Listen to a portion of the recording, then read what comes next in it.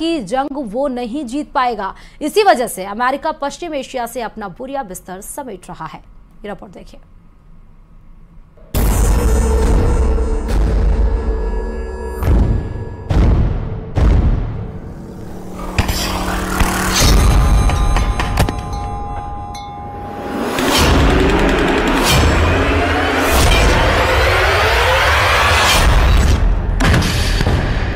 Iran के war game का पूरा प्लान सामने आ गया है।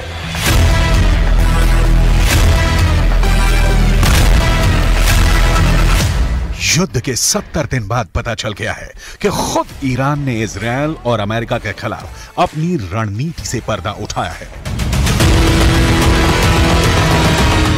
ईरान ने बता दिया है कि उसका अगला वार क्या होगा, कहां होगा और कब होगा। ईरान ये तो पहले ही कह चुका है कि पश्चिम एशिया में बहुत बड़ा धमाका होने वाला है। ऐसा धमाका जो कयामत ला देगा, जो सब कुछ मिट्टी में मिला देगा, जिसे ना इजरायल रोक पाएगा ना अमेरिका।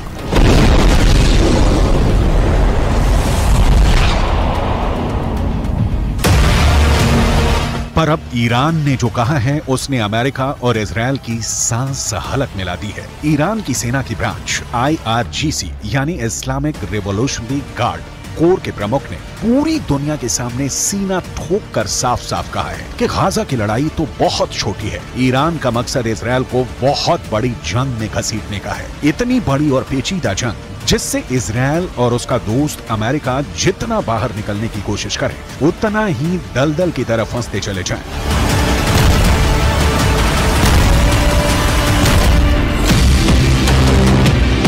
ईरान के इस वॉर गेम में तो गाजा बस एक शुरुआती पॉइंट है। ईरान की साजिशों का जाल गाजा से शुरू होकर इजरायल के पड़ोसी देशों लेबनान, सीरिया, इराक और इजरायल के दक्षिण में मीलों दूर बसे यमन तक फैला हुआ है। ईरान गाजा में तो हमास के पीछे खड़ा ही है। वो लेबनान में चरमपंथी संगठन हिजबुल्लाह से भी इजरायल पर हमला करवा रहा है और इजरायल के दूसरे पड़ोसी देश सीरिया में तो खुद ईरान मौजूद है। उसने वहां से इजरायल को घेर रखा है। सीरिया और इजरायल के बीच भी आए दिन हवाई हमलों की खबरें आ रही हैं और कुछ वक्त पहले इस लड़ाई में ताजा एंट्री हुई है यमन के हूथी विद्रोहियों की। अमेरिका ने अपने एयरक्राफ्ट कैरियर, लड़ाकू विमान और मिसाइल डिफेंस सिस्टम पश्चिम एशिया में तैनात किए तो ईरान ने यमन में अपने समर्थन वाले हूथी विद्रोहियों को इजरायल के पीछे छोड़ दिया। हूथी विद्रोही फिलिस्तीनियों का साथ देने के नाम पर इजरायल पर मिसाइल छोड़े जा रहे हैं। हूथी विद्रोहियों ने तो यमन के बगल में मौजूद लाल सागर को भी जंग का अखाड़ा बना दिया है। वो वहां से गुजरने वाले हर जहाज पर हमले कर रहे हैं।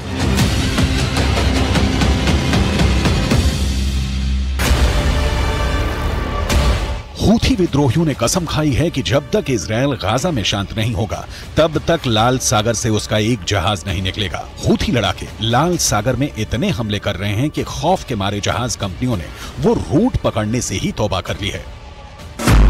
इस वजह से एशिया से यूरोप और यूरोप से एशिया जाने वाले पानी के जहाजों को पूरे के पूरे अफ्रीकी महाद्वीप का लंबा चौड़ा चक्कर लगाना पड़ रहा है, जिससे सफर महंगा हो रहा है और पूरी दुनिया पर उसका असर पड़ने लगा है। इसलिए अमेरिका और ब्रिटेन जैसे उसके दोस्तों को लाल सागर की पहरेदारी करनी पड़ रही है। हूथी विद्रोहियों से लड़ने के लिए उन्हें अपने जंगी जहाज समंदर में उतारने पड़े हैं और एक दिन पहले तो हूथी विद्रोहियों ने ड्रोन से ऐसे ताबड़तोड़ हमले किए कि अमेरिका और ब्रिटेन ने लाल सागर में 15 ड्रोन मार गिराए। तो क्या ईरान की चाल में फंस गए हैं अमेरिका और इजरायल?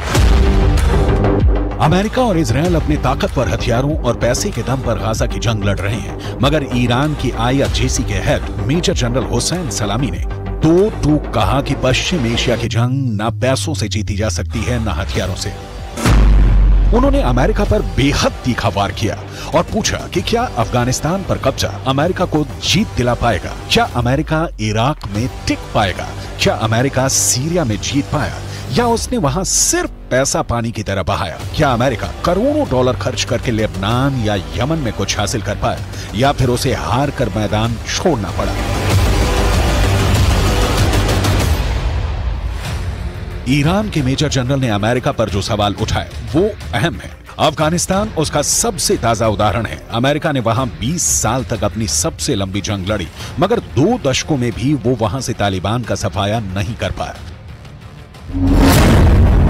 तो क्या ईरान अमेरिका के अफगानिस्तान वाली गलती को उसके और इजरायल के खिलाफ अपना हथियार बनाना चाहता है?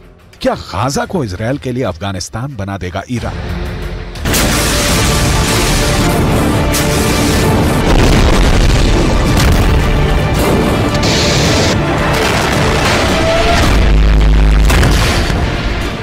क्या ईरान इजरायल का वही हश्र करने वाला है जो इराक, अफगानिस्तान और सीरिया में अमेरिका का हुआ?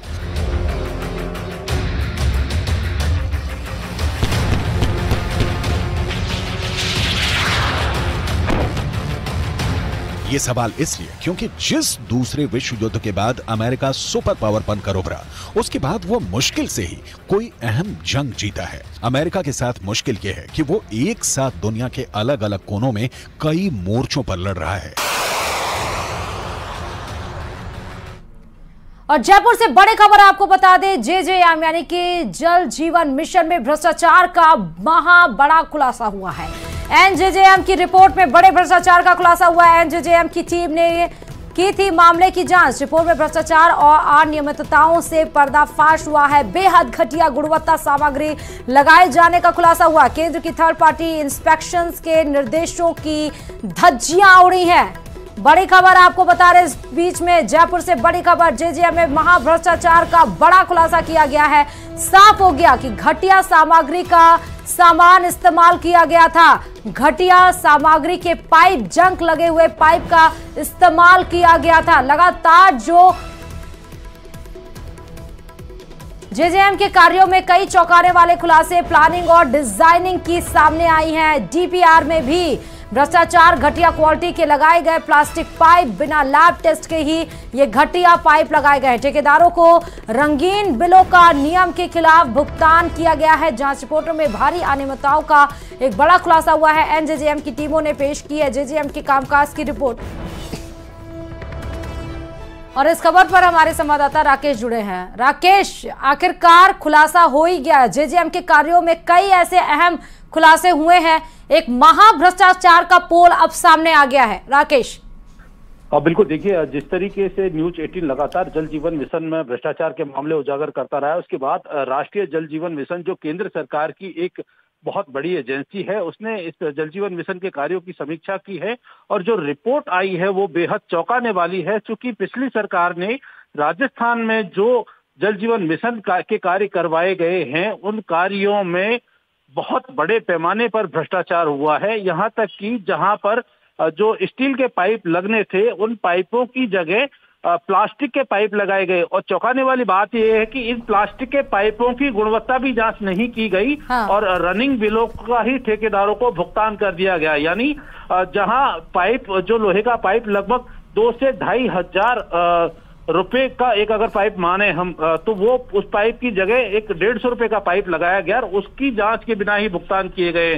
साथ ही जो एक हमेशा डिजाइन और जो अप्रूवल का जो एक कंसेप्ट होता है, ड्राइंग डिजाइन, उसकी बिना अप्रूवल के ही निर्माण कार्य शुरू किए गए। यानी जो नींव रखी गई जल जीवन मिशन के कार्यों की, उनमें भी भ्रष्टाचार सामने आया है। जल जीवन मिशन के कार्यों के लिए एनजेजेएम की टीम ने राजस्थान के कई जिलों का दौरा किया। उन तमाम जिलों में जब जांच की गई तो ये सामने आया कि इस भ्रष्टाचार में सिर्फ ठेकेदार ही शामिल नहीं थे, बल्कि जलदाय विभाग के उच्च अधिकारी भी शामिल थे। क्योंकि जिस तरीके से भुगतान किया गया है कार्यों का, वहां पर थर्ड पार्टी इंस्पेक्शन के दिशा निर्देश जो है केंद्रीय जल शक्ति मंत्रालय ने जारी किए थे और थर्ड पार्टी इंस्पेक्शन के बाद ही इन बिलों का भुगतान होना था। लेकिन यहाँ राजस्थान में जो निर्माण कार्य हुए हैं, उनकी जांच के लिए थर्ड पार्टी के लिए मैन पावर ही नहीं था। यानी बिना कार्यों की गुणवत्ता, बिना निर्माण सामग्री की गुणवत्ता की जांच के ही जो अधिकारियों ने ठेकेदारों को बिलों का भुगतान किया है। इसमें सबसे बड़ी बात यह है कि जिन फर्मों को ब्लैकलिस्ट होना चाहिए था, एनजेजेएम की टीम ने अपनी रिपोर्ट में लिखा है कि ऐसे ठेकेदारों के को जो विभाग के अधिकारी और संबंधित एजेंसियां हैं, उन्होंने जो है कहीं ना कहीं बचाया है और उनके साथ उनकी मिलीभगत संलिप्तता भी सामने आई है। जो पाइप लगाए गए हैं, डीआई पाइप और जो एचडीपी पाइप है, उन पाइपों के लिए जो फैक्ट्री के दिशा निर्देश थे कि क्या कुछ वहां पर होना चाहिए था, किस तरह की गुणवत्ता मेंटेन करनी चाहिए थी, वो भी उन फैक्ट्रियों में नहीं पाई गई। तो लगाई गई निर्माण सामग्री में तो बिल्कुल ही नहीं पाई गई है। राकेश, यानी इसका मतलब ये है कि इतना बड़े सीमा पर भ्रष्टाचार और किया गया है और इसीलिए जब बारिश या मौसम खराब होता है तो जीवन लोगों के अस्त व्यस्त हो जाते हैं, सड़कों पर पानी जल भराव की समस्या आने लगती है। बहुत बहुत शुक्रिया राकेश तमाम जानकारी देने के लिए इस खबर पर। तो जेजेएम में महाभ्रष्टाचार का महाखुलासा हुआ है। नेशनल यानी कि केंद्र जल जीवन मिशन ने